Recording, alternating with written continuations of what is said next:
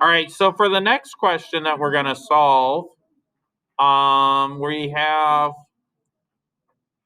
12x squared minus 36x equals 0. Now, what I notice about this, I can factor something out of both these terms. So in the last problem, I do this with every problem, I just don't say it out loud. The first thing you want to do is look at all the terms and see if you can factor something out.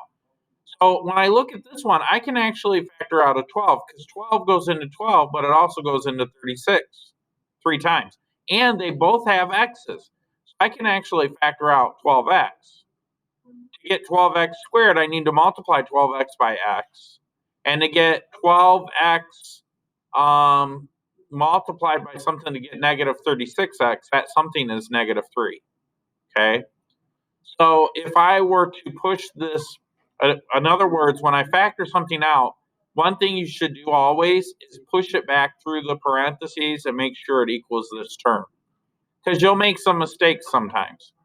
You'll forget the x, you'll forget the negative sign, but if you always mentally push it back through and make sure it equals the line above, you'll be fine. Well, same thing though.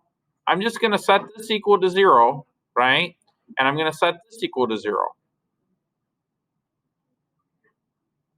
And then I'm going to solve. So if I divide this by 12 on both sides, I get x equals 0. If I add 3 to both sides on this one, I get x equals 3. So these are the two solutions. But remember that our zeros are also our solutions, and they are also our x-intercepts.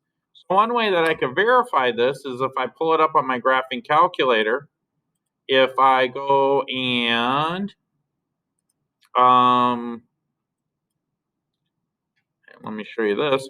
If I graph this, so if I come in here and I just say 12x squared minus 36x, and I graph it. Oh, I got to change the window. You can't see it. But let me change the window a little bit. I need my x minimum to be a little bit over to the left. So I'm going to make this like negative 5. Well, let's just do a standard. Hit zoom, hit standard.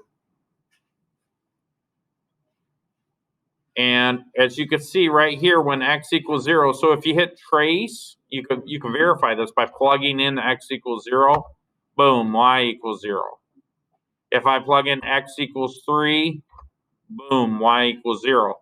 So my work is correct. If y didn't equal 0, then I was making a mistake somewhere. So let's take a shot of that. Put that right here. And recognize that these 2 points are right here. So this point right here is 0, 0. And this point right here is 3, 0.